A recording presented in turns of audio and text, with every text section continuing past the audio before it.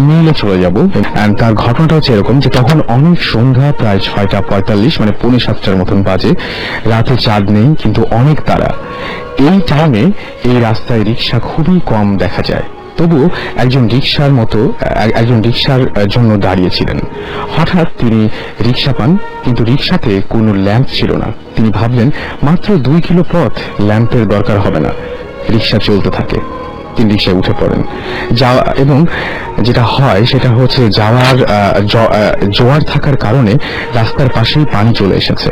ভালো লাগছিল তার, অনেক বাতাস, কিন্তু তিনি ভুলে যান যে তার যেখানে পৌঁছাতে 15 মিনিট লাগার কথা অলরেডি 45 মিনিট হয়ে গেছে। এমন সময় তিনি যখন যাচ্ছিলেন তখন একজনকে রাস্তার পাশে পড়ে থাকতে দেখতে পান যে সেই লোকটি পানিতে ভেসে এসেছে। কিন্তু অবাক করার মতো বিষয় হচ্ছে, তার কাছে যেটা মনে হয় তা হলো যে লোকটি তখনও বেঁচে আছে, কিন্তু সেন্সলেস, এবং তার ডান হাতের একটি আঙুল নেই। তিনি তাকে নিয়ে রিক্সাতে উঠলেন। কিছু দূর যাবার পর সেন্সলেস লোকটির সেন্স আসে। তিনি আটকে উঠলেন এবং রিক্সা থেকে নেমে দৌড় দিয়ে চলে গেলেন এবং বললেন যে ভাই, আপনি নিচে নেমে পড়েন এবং পালান। এই বলে তিনি জোরে দৌড় দিলেন। রিক্সাতে বসে থাকা ব্যক্তিটি খুবই অবাক হলেন যে কেন এরকম একটা আচরণ করার কি দরকার, যে আমি তাকে তুলে নিয়ে আসলাম। সেন্স ফেরার সঙ্গে সঙ্গে সে উদ্ভটভাবে রিক্সা থেকে নেমে দৌড় দিল, উল্টে আমাকে বলছে যে ভাই, আপনি পালান। পিছনে ঘুরে অবাক হয়ে দেখলেন, কিন্তু যখন সামনে ঘুরলেন তখনই সেন্সলেস হয়ে পড়লেন। যখন সেন্স আসে তখন তিনি নিজেকে খুঁজে পান সেই জায়গায়, যে জায়গায় তিনি আগের লোকটিকে সেন্সলেস অবস্থায় পেয়েছিলেন, এবং আরো দেখলেন যে তারও সেই আগের লোকটির মতো ডান হাতে একটি আঙুল নেই। এবং সেই সময়টা ছিল 6:55 কিছু পরে, বা সময়টা অবশ্য এখানে উল্লেখ নাই। সময়টা ছিল হয়তো সময়টা উল্লেখ আছে, এবং সেই সময়টা ছিল 6:55। 6:45 আগের লোকটিকে পেয়েছিলেন, এবং তিনি যখন নিজেকে উদ্ধার করলেন, জেগে উঠলেন তিনি 6:55 জেগে উঠলেন। খুবই অদ্ভুত ব্যাপার, খুবই আজব ঘটনা, এবং তারও হাতের একটি আঙুল ছিল না। এই ঘটনাটা আমাদের লিখে পাঠিয়েছেন একজন, তিনি তার নামটি লেখেননি, বাট আমি জানি না, আমি কক্সবাজারে যে এ ধরনের কোনো ঘটনা শুনিনি। কক্সবাজার টু টেকনাফ যে মেরিন ড্রাইভ, সেখানে এরকম ঘটনা ঘটে কিনা, বা আদৌ এই ঘটনা সত্যি কিনা, বা আপনারা শুনেছেন কিনা, সেটা ইচ্ছা করলে আমাকে জানাতে পারেন। আপনারা SMS আমাদের পাঠিয়ে দিলাম, আশা করি ভালো লাগলে পড়ে শোনাবেন। আমি স্কুলে শিক্ষকতা করছি। আমার বড় মামার কাছ থেকে ঘটনাটা শুনেছি। আমি ঘটনাটা আমার মতো করে বলছি। আমার বাড়ি গোপালগঞ্জের রাধাগঞ্জ এলাকায়। আমার 3 মামা ও তাদের 3 বোন। এদের মধ্যে আমার মা ছিল তাদের ছোট আদরের বোন। রাধাগঞ্জ থেকে আমার মামা বাড়ি প্রায় আমার মামার বাড়ি 3 কিলোমিটার দূরে অবস্থিত। মামার বাড়িটি ছিল একটি বিল এলাকাতে। বর্ষার সময় চারিদিকে পানিতে ভরে যেত। আশেপাশে অনেক মানুষ, অনেক দূরে দূরে বাড়ি ছিল। এখন চারপাশে অনেক বাড়ি উঠেছে। শুধু মামার ঘরের পাশে 2টি ঘর ছিল। মাঝে মাঝে ডাকাতের ভয়ে বাড়ির লোকজন সবাই এক ঘরে জড়ো হয়ে থাকত। যা হোক, একদিন বড় মামা সপ্তাহের বাজার করতে গিয়ে রাধাগঞ্জ বাজারের দিকে নৌকায় করে রওনা দিলেন, এবং আমার মা তখন অনেক ছোট ছিলেন। বড় মামার সঙ্গে মা যাবার জন্য কান্নাকাটি করতে লাগলেন। মামা শেষমেশ মাকে নিয়ে নৌকায় করে বাজারে রওনা দিলেন। মামার বাড়ি থেকে রাধাগঞ্জ বাজারে যেতে হলে একটা খালের ওপর দিয়ে যেতে হয়। খালের সাথে মেঠো পথের রাস্তা দিয়ে যেতে সময় লাগতো, আর চারিদিক ফাঁকা।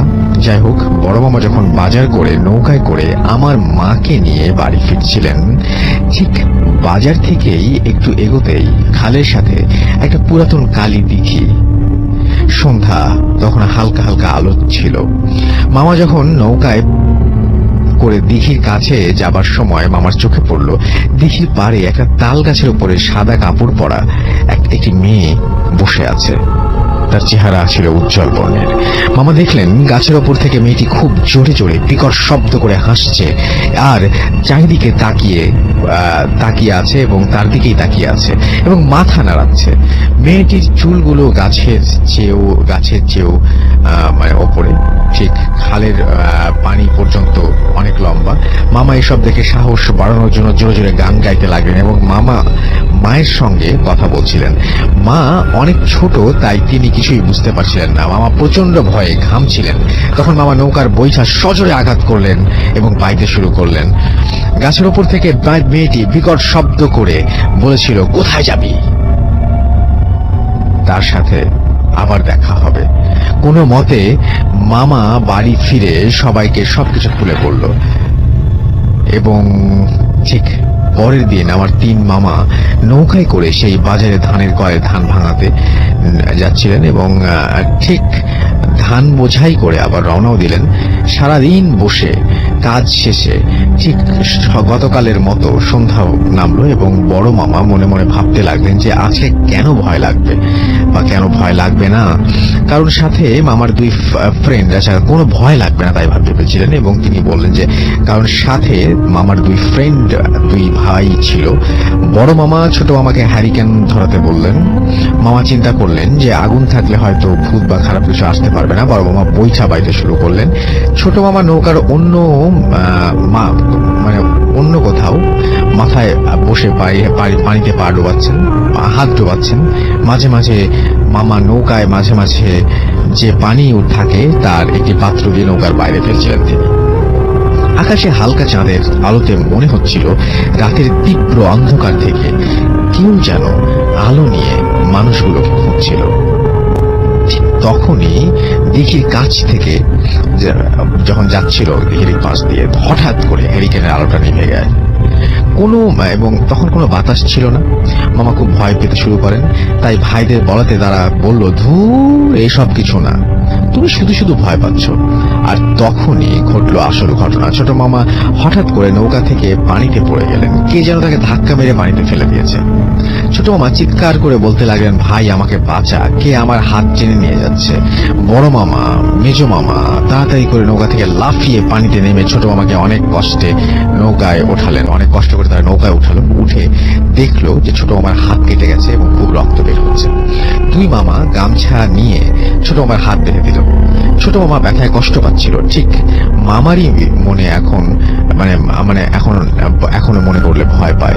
তারা কি করবে না ভেবে নৌকা দ্রুত চালাতে লাগলো এবং কিছু দূর যেতে না যেতেই খালের পাশে একটা ছোট মোটা গাছের ডালের মাঝ বরাবর একটা লম্বা বাঁশ ঝুলে আছে। লাশির চোখ দিয়ে টকটকে লাল ছিল, রক্ত পড়ছিল এবং চোখটা। লাশটির মাথায় লম্বা চুল ছিল। লাশটির বিভৎস চেহারা, মনে হচ্ছিল লাশের গা থেকে মাংস খসে খসে পড়লে যেভাবে দেখা যায় সেই রকম কিছু একটা। মনে হচ্ছিল লাশের গা থেকে মাংস খসে খসে পড়লে যেরকম দেখা যায় সেরকম একটা চেহারা। ভেবে দেখুন দৃশ্যটা কেমন হতে পারে। মামা এটা দেখে নৌকা চালানো বন্ধ করে দিল, কারণ লাশটি নিচে নিতে হবে। ছোট মামা বলল, চল আমরা নৌকা নিয়ে খালের পাশে বেঁধে রাস্তা দিয়ে হেঁটে যাই। বড় মামা বলল, না, আমি সাহস করি, দেখি না কি হয়। তাছাড়া নৌকা বোঝাই ধান ভাঙা, নৌকা যদি রেখে যায়, যদি চুরি হয়ে যায়। আর অন্য 2 মামাও রাজি হচ্ছিল না। অবশেষে রাজি হয়ে লাশটির নিচ দিয়ে তারা যখন পার হচ্ছিল, ঠিক তখনই লাশটির মুখে কোনো একটা শব্দ তারা ভেসে উঠেছিল। হঠাৎ করে লাশটিকে আর দেখা গেল না। ভয়ে আমাদের অবস্থা মরার মতো হয়েছিল। নৌকায় নৌকায় ধানের আর বস্তা ছিল, তাই নৌকা বেশি জোরে চলছিল না।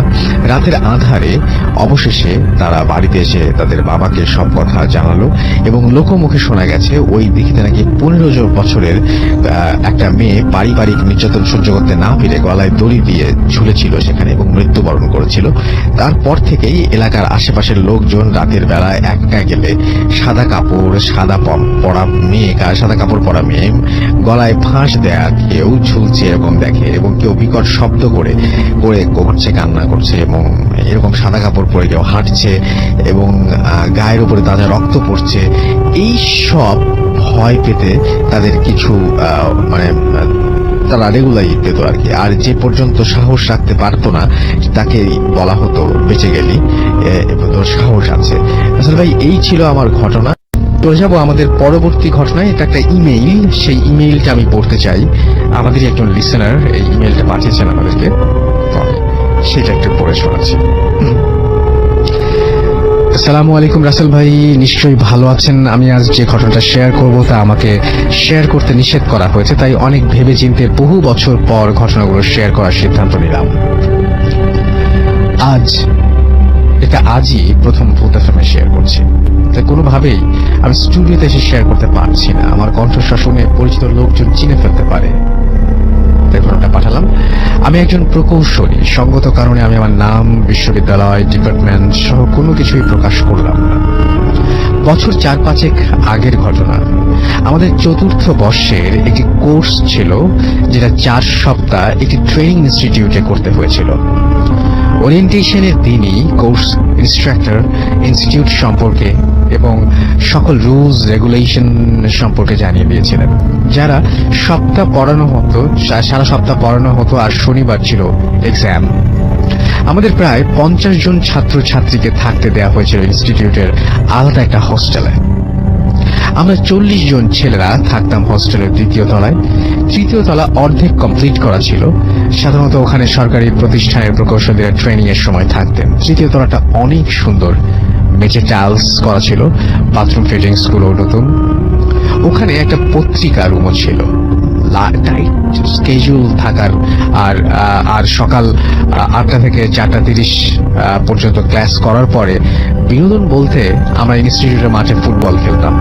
আমাদের রুমটা ছিল সিঁড়ির কাছে, 2 পাশে সারিবদ্ধ রুম, আর মাঝখানে বরাবর লম্বা করিডোর শেষ হয়ে গেছে বাথরুমে। তাই আমাকে অনেকটা পথ হেঁটে বাথরুমে যেতে হতো। এভাবে প্রথম সপ্তাহ কেটে গেল। আরেকটা কথা বলে রাখি, আমাদের বাথরুমের বেসিনের পানি খেতে হতো, কারণ হোস্টেলের ডাইনিং রাত 10টার পর তালা দেওয়া থাকতো। অনেকদিনের পুরনো পাইপ হওয়ায় বাথরুমের পানির সাথে আয়রন আসতো। আমার অংশে 3য় তলা কমপ্লিট ছিল না। মাথার উপরে ছাদ থাকায় প্রচন্ড গরম লাগতো।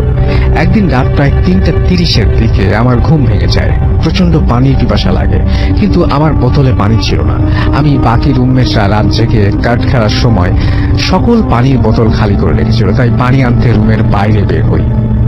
কি কারণে যেন আমার ওই বাথরুমের বেসিনের নোংরা পানি খেতে ইচ্ছে করছিল না।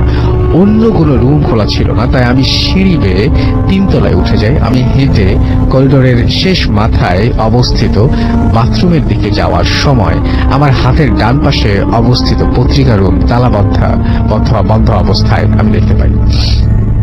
আমি ট্যাপ থেকে পানি নেই, ফ্রেশ হয়ে কিছুটা সময় পরে ফিরে আসার পর দেখি পত্রিকা রুমে আলো জ্বলছে, ফ্যান চলছে।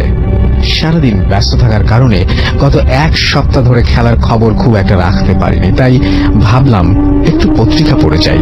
পত্রিকা রুমে ঢুকেই দেখি মোটামুটি মাঝ বয়সী এক ভদ্রলোক দাবার বোর্ড সামনে নিয়ে একা বসে আছেন। আমি সালাম দিলাম, কিন্তু লোকটা সালামের জবাব দিলেন না। আমি বসার অনুমতি চাইলেও উনি কিছুই বললেন না। তাই আমি দাঁড়িয়েই পত্রিকা পড়া শুরু করি। টেবিলে রাখা পত্রিকাগুলো পুরনো হেডলাইন, পুরাতন ডেটের হওয়ায় আমি বের হয়ে যাচ্ছিলাম, কিন্তু ঠিক এই সময় লোকটি আমাকে বলল, আসুন দাবা খেলি। আমি বললাম যে আঙ্কেল, আমার সকালে এক্সাম আছে, সরি আজকে খেলতে পারছি না। এটা বলতে উনি আমার দিকে যেভাবে তাকালেন তার জন্য আমি মোটেই প্রস্তুত ছিলাম না। তার চোখ দুটি লাল টকটকে, যেন কোটরের বাইরে বের হয়ে আসছে, যেন আমি অনেক বড় অন্যায় করে ফেলেছি। কিন্তু পরক্ষণেই উনি আবারও আমাকে অনুরোধ করলেন, কিন্তু আমি সরি বলে বোতল হাতে নিয়ে নিচে আমার রুমে ফিরে আসি। ঘটনা এখানে শেষ হলেই ভালো হতো, কিন্তু আমার জন্য সবচেয়ে খারাপ সময়গুলো অপেক্ষা করছিল। 2য় সপ্তাহের শুরুর দিক। ক্লাস শেষে আমি ক্লান্ত ছিলাম বলে বিকালে খেলতে যাইনি, রুমে শুয়ে আছি। এমন সময় বন্ধু ফারুক এসে বলল, চলো কোথাও ঘুরে আসি। আমি আজ খেলতে যাইনি, তার সাথে ঘুরতে বের হয়ে যাই। ঘুরতে ঘুরতে নদীর ঘাটে যাই, যেখানে বড় বড় কার্গো জাহাজ আসে ইন্ডাস্ট্রির মালামাল ওঠে নামার জন্য। কিছুক্ষণ এদিক ওদিক ঘোরাঘুরির পরে সেই নদীতে নৌকায় চড়ে ঘোরার কথা বলে। আমি নৌকাতে চড়ে ঘোরার অনাগ্রহ প্রকাশ করি। এতে সে প্রচন্ড রেগে যায় এবং আমার সাথে রীতিমতন খারাপ ব্যবহার করতে শুরু করে। সিম্পল বিষয় নিয়ে এমন করার মানে খুঁজে না পেয়ে আমিও রেগে যাই। ঠিক তখনই মাগরিবের আজান দেয়, দুজন মিলে মসজিদে যাই। সে উজু করতে গিয়ে আর ফিরে না আসায় নামাজ শেষ করে আমি একাই হোস্টেলে চলে আসি। এসে দেখি আমার বন্ধু ফারুক বিছানায় শুয়ে আছে। সে জানায় ফুটবল খেলার সময় তার পা মচকে গেছে। তাহলে সারা বিকেল আমার সাথে কে ছিল? আমার সাথে ঝগড়া হওয়ায় ও বোধহয় এভাবে বলছে ভেবে কিছু না বলে পাশের রুমে চলে যাই। কিন্তু আমার অন্য বন্ধুরাও তার পা মচকানোর সত্যতা নিশ্চিত করে। আমি আমার রুমে এসে ভাবতে থাকি এবং আমি বুঝতে পারি কিছু একটা হচ্ছে আমার সাথে, কিন্তু কোথা থেকে তার শুরু হয়েছে আমি আন্দাজ করতে পারিনি।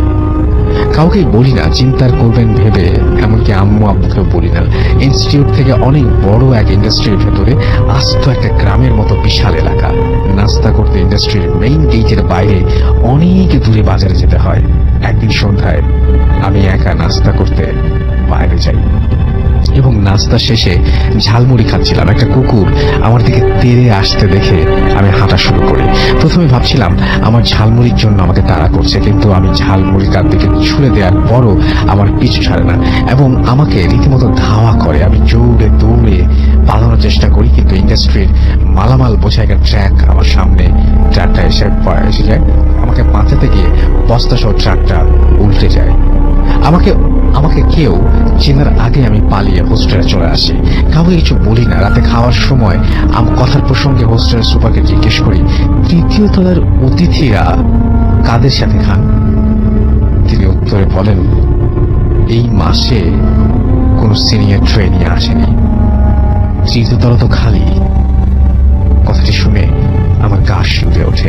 মনে মনে ভাবি, তাহলে ওই দিন রাতে পত্রিকা রুমে কে ছিল? পত্রিকা রুম তালা রাতের বেলায় বন্ধ থাকে কেন জানতে চাইলে উনি বলেন পত্রিকা টিভি রুমেই দেয়া হচ্ছে এই মাসের শুরু থেকেই, তাই পত্রিকার রুম সবসময় তালা দেয়া থাকে। আমি আমার জীবনের সবচেয়ে বড় ভয়টা পাই সেদিন। খাওয়া শেষ করে এক রুমমেটকে বিষয়টা বলি, সে আমার কথায় কোনো পাত্তা দেয়নি সেদিন। এটা একটা হরর মুভি দেখার ফলাফল বলে সবকিছু হেসে উড়িয়ে দেয়। সকালে ক্লাস থাকায় বাথরুমে লম্বা সিরিয়াল থাকে, তাই আমি উঠার আগে ভোরে বাথরুমে যেতাম। আমি যথারীতি 6টায় বাথরুমে যাই। বাথরুমে তখন কেউ ছিল না। আমি গোসল করার সময় আমার আশেপাশের বাথরুমের শাওয়ারের আওয়াজ পাচ্ছিলাম। আমি কে গোসল করছে জানতে চাইলেও কোনো উত্তর পাইনি। গোসল শেষে বের হয়, প্রত্যেকটা রুমের দরজা আমি খোলা দেখতে পাই এবং কারো গোসলের চিহ্ন পাইনি। গোসল শেষে বের হয়ে প্রত্যেকটা বাথরুমের দরজা আমি খোলা পাই এবং কারো গোসলের চিহ্ন পাইনি। মেঝে শুকনো, সারা রাত কেউ বাথরুম ব্যবহার না করলেও যেমন থাকে ঠিক তেমনই আছে এবং বয়েজ হোস্টেলের সারিবদ্ধ রুম গুলো সাধারণত একটার পর একটা লাগানো থাকে এবং নিচের দিকটা খোলা থাকে, তাই ভেতরে কাউকে না থাকলে তার পা দেখা যায়, ভেতরে কেউ থাকলে তার পা দেখা যায়, মেঝে দেখা যায়। কিন্তু আমি কাউকে দেখতে না পেয়ে ভয় পেয়ে যাই। আমি দৌড়ে বের হতে গিয়ে বাথরুমের মেইন দরজা বন্ধ দেখি যে বাথরুমের মেইন দরজা বন্ধ।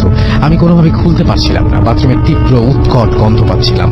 আমি কেমিক্যাল ইঞ্জিনিয়ার বলে অ্যামোনিয়া, সালফার, ইউরিয়া সহ প্রায় সব কেমিক্যালসের গন্ধ সম্পর্কে যথেষ্ট ধারণা রয়েছে। এই তীব্র গন্ধটা যে কিসের বুঝতে পারলাম না। গন্ধটা বেড়েই চড়ছিল এবং গন্ধের ঘনত্বটা আমাকে ঘিরেই যেন কেউ আমার ঘাড়ের ওপর সুগন্ধবর্তী ভারী নিঃশ্বাস ফেলছে। আমার কিছুই বোঝার বাকি রইল না। আমি বন্ধুদের ডাকার চেষ্টা করেও ব্যর্থ হলাম। আমি আয়াতুল কুরসি পড়তে শুরু করলাম এবং দরজায় লাথি দেওয়া শুরু করলাম। আমার লাথির শব্দে বাথরুমের পাশের রুমের বন্ধু বের হয়ে এসে দরজা খুলে দেয়। আমি দরজা লক থাকার কথা বলি, কিন্তু সে বলে দরজায় লাগানো ছিল বাট লক ছিল না। গন্ধ পাওয়ার বিষয়টা বলি, কিন্তু সে কোনো গন্ধ পাচ্ছে না বলে জানায়। শনিবার সকালে এক্সাম ছিল, এক্সাম দিচ্ছি, প্রচুর ম্যাথ আসছে এক্সামে, কিন্তু কিছুতেই আমার ক্যালকুলেটর অন হচ্ছে না। আমার নতুন ক্যালকুলেটর অন হচ্ছিল না। ম্যাথ রিলেটেড এক্সাম বলে আমি কোনো কিছুই আমাকে ক্যালকুলেটর ধার দেয়নি কেউ। আমি এক্সাম খারাপ করি, এক্সাম শেষে ক্যালকুলেটর আপনা আপনি অন হয়, বিষয়টা কোনো ব্যাখ্যা দাঁড় করাতে পারলাম না। আমি ওখানকার কোর্স ইনস্ট্রাক্টর এবং ডিপার্টমেন্টের কোর্স টিচারকে সমস্ত বিষয়ে খুলে বলি। তারা আমাকে নিয়ে একটা গোপন মিটিং করে এবং ইনস্টিটিউটের স্বার্থে আমাকে সবকিছু গোপন রাখতে বলে। পরবর্তী সপ্তাহগুলোতে আমার আরো ভয়ঙ্কর কেটেছে এবং আমি বারবার মৃত্যুর হাত থেকে বেঁচে এসেছি, যা আমার বন্ধুরা কেউ জানে না, এমনকি আমার পরিবারও। একদিন এক ধরনের মৃত্যুর মুখোমুখি হয়েছি, খুব কষ্টে পরের সপ্তাহগুলো কাটাই, যার ফলে আমার রেজাল্টও খারাপ হয়। বিশ্ববিদ্যালয়ে ফিরে এলে আমাকে ডিপার্টমেন্টে জরুরি তলব করা হয় এবং ইনস্টিটিউট ডিপার্টমেন্ট ও আমার নিজের ক্যারিয়ারের সাথে সবকিছু গোপন রাখতে বলা হয়। ওখান থেকে চলে আসার পর আমার সাথে আর কোনো ঘটনা ঘটেনি। সবগুলো ঘটনা একসাথে ইমেলে লেখা সম্ভব নয়। আমার পরিচয় গোপন রাখার আশ্বাস দিলে পরবর্তীতে আমার সাথে ঘটে যাওয়া বাকি ঘটনাগুলো আমি শেয়ার করতে ইচ্ছুক। ডেফিনেটলি আপনি চাইলে আপনার পরিচয় গোপন রাখতে পারেন, ইটস আপ টু ইউ। এবং যে ইমেলটা ঠিক যেভাবে লিখেছেন আমি সেভাবেই পড়ছি। রাসেল ভাই আসসালামু আলাইকুম, কেমন আছেন? আমি সাগর এবং আমি সেকেন্ড ইয়ারে অথবা ইন্টারমিডিয়েটে পড়ছেন। ভাইয়া, আমি ভূত এফএমের একজন নিয়মিত লিসেনার। আমার স্থায়ী বাসা রাজশাহীতে এবং ঘটনাটা সেখানকার। সেখানে আমার এইচএসসি এক্সাম, তাই সামনে আমার এইচএসসি এক্সাম, তাই আমার সঙ্গে রাজশাহী থেকে আমার পক্ষে রাজশাহী থেকে আসা সম্ভব না। তাই ঘটনাটা যদি ভালো লাগে তাহলে আপনি পড়ে শোনাবেন প্লিজ। আমার পরিচয় বড় না করে সরাসরি ঘটনায় যাচ্ছি। আমি এক্স্যাক্টলি রাজশাহীর কোট অঞ্চলে থাকি। আমাদের পাড়ার একটা ক্রিকেট টিম আছে। আমরা নিয়মিত ক্রিকেট খেলতাম এবং প্রায় টুর্নামেন্ট খেলতাম। ঘটনাটা যাকে নিয়ে, তার নাম ফজল এবং সে আমাদের টিমের একজন ভালো খেলোয়াড় ছিল। ঘটনাটি ঘটে গত বছরের এপ্রিল 24, 2015 ফ্রাইডে। আমরা এক টুর্নামেন্ট খেলতে পাড়া থেকে একটু দূরে মাঠে গিয়েছিলাম। সেই ম্যাচে ফজল উইকেট কিপার ছিল। খেলার একটা পর্যায়ে কট আউট নিয়ে ঝামেলা সৃষ্টি হয়। ঝামেলার এক পর্যায়ে হাতাহাতি শুরু হয়। বিপক্ষ দলের একজন ব্যাটসম্যান একটু রকচটা হওয়ায় রেগে গিয়ে হঠাৎ ব্যাট ছুড়ে চালায়। দুর্ভাগ্যবশত যেটা হয় সেটা হচ্ছে যে দুর্ভাগ্যবশত যে ঘটনাটা ঘটে সেটা হচ্ছে যে ফজলের ঠিক ঘাড়ে গিয়ে ব্যাটটা লাগে এবং লাগার সাথে সাথে সে সেন্সলেস হয়ে পড়ে যায়। কিন্তু সেন্স না ফেরায় আমরা তাকে তাড়াতাড়ি হসপিটালাইজ করি এবং তার বাসায় খবর দিই। হসপিটালে আসার পর ডক্টর তাকে দেখে যা বলেন তা শোনার জন্য আমরা একদম প্রস্তুত ছিলাম না। তিনি বলেন যে ফজল মারা গেছে। এরপর তার লাশের পোস্টমর্টম করা হয়। জানা যায় যে তার ঘাড়ের একটা নার্ভ ও একটা ব্লাড ভেসেল ফ্র্যাকচার হয়ে প্রচুর ইন্টারনাল ব্লিডিং হয়ে সে মারা গেছে এবং আমরা কোনোভাবে এই কথাটা মেনে নিতে পারছিলাম না। আঙ্কেল এবং আন্টি সব ঘটনা শুনে কান্নায় ভেঙে পড়েন। যথারীতি পরের দিন বাদ জোহর তার দাফন সম্পন্ন করা হয়। আঙ্কেল প্রথমে পুলিশ কেস করবেন ভেবেছিলেন, কিন্তু সেই ব্যাটসম্যানের ছেলের বাবা মা অনেকবার আঙ্কেল আন্টির হাতে পায়ে ধরে মাপ চাইতে থাকায় তিনি আর কেস করেননি। সাধারণভাবেই বাসা থেকে আমাদের কোথাও খেলতে যাওয়া নিষিদ্ধ হয়ে যায়। এভাবে আমরা প্রায় 5-6 মাস খেলা বন্ধ রাখি। তারপর আমরা আস্তে আস্তে ফজলকে হারানোর ব্যথা সহ্য করে আবার খেলা শুরু করি। আমরা যখন মাঝে মধ্যে বাড়িতে না বলেই বাইরে খেলতে যেতাম, এখানে বলে রাখা ভালো যে ফজলের একটি নিজস্ব ব্যাট ছিল এবং সেটা নিয়েই খেলতাম। আমি ব্যাটটা সবসময় আমার ঘরের বাইরে স্যান্ডেলের র্যাকে হেলান দিয়ে রাখতাম। সবকিছু ঠিকঠাকই চলছিল, কিন্তু হঠাৎ এক রাতে প্রায় 12:30টায় আমি একটা শব্দ শুনতে পাই। এটা এমন ছিল যে কেউ একজন ব্যাট দিয়ে বল মারছে। ব্যাটটা যেখানে থাকতো সাউন্ডটা সেখান থেকে আসছে। এইভাবে 4-5 মিনিট হওয়ার পর থেমে যায়। প্রথমে আমি ভাবি আজ বেশি খেলাধুলা করার কারণে হয়তো আমার হ্যালুসিনেশন হচ্ছে, কিন্তু শব্দটা আরো 2বার হলো। এবার আমি শিওর কিছু একটা প্রবলেম হয়েছে, তাই আমি ঘর থেকে বের হলাম এবং বের হওয়ার সাথে সাথে শব্দটা থেমে গেল। ব্যাটটার দিকে তাকালাম, গিয়ে দেখলাম যে ব্যাটটা ঠিক জায়গাতেই আছে, কিন্তু একটা জিনিস লক্ষ্য করলাম, ওই জায়গায় 0 ওয়াটের একটা বাল্ব থাকায় আবছা আলো থাকলেও ব্যাটের চারপাশে আস্তে আস্তে ঘন অন্ধকার একটি অবয়বের সৃষ্টি হচ্ছে। আবছা আলোর ভেতর এই দৃশ্য দেখে আমি প্রচন্ড ভয় পেয়ে ঘরে দৌড়ে গিয়ে কাঁথার নিচে নিজেকে মুড়ি দিয়ে শুয়ে পড়ি আর দোয়া করতে থাকি। আল্লাহর অশেষ রহমতে আমি সেই রাতে আর সে শব্দ শুনতে পাইনি। মোটামুটি ফজরের আজানের কিছুক্ষণ আগে আমার ঘুম ভাঙে। পরের দিন সকালবেলা আমি আম্মুকে জিজ্ঞেস করি, গতকাল রাতে তুমি কি কোনো শব্দ শুনেছিলে? আম্মু বলে, কই না। আমি টেনশন করব ভেবে, আম্মু টেনশন করবে ভেবে আমি গত রাতের ঘটনাটা আর বললাম না। ঘটনা সেদিন ফ্রেন্ডদেরকেও বলিনি, যে তারা ভীতু ভাববে আমাকে এবং রাগাবে। ভাবলাম আজ রাতে শব্দটা আবার শুনলে ব্যাট অন্য বন্ধুর কাছে রাখবো, কিন্তু প্রায় 6 রাতে কোনো শব্দ নেই। ঘটনার 1 সপ্তাহ পর আবার শুক্রবার রাতে সেই একই শব্দ শুনতে পাই, কিন্তু এবার আমি সাহস করে ব্যাটের কাছে না গিয়ে বরং আমার ঘরের দরজা খুলে ঘর থেকে স্পষ্ট লক্ষ্য করলাম সেই ঘরে ঘন অন্ধকারময় অবয়ব। এবার আমি নিশ্চিত হলাম something is wrong with the bat, এবং সেটা হচ্ছে যে এটা ফ্রাইডেতে ঘটে। এই ঘটনার পর আমি সিদ্ধান্ত নিলাম যে আমি আমার কাছে আর ব্যাট রাখবো না। পরের দিন আমি আমার সাথে ঘটা ঘটনা এক ফ্রেন্ডকে, নীরবকে বলি।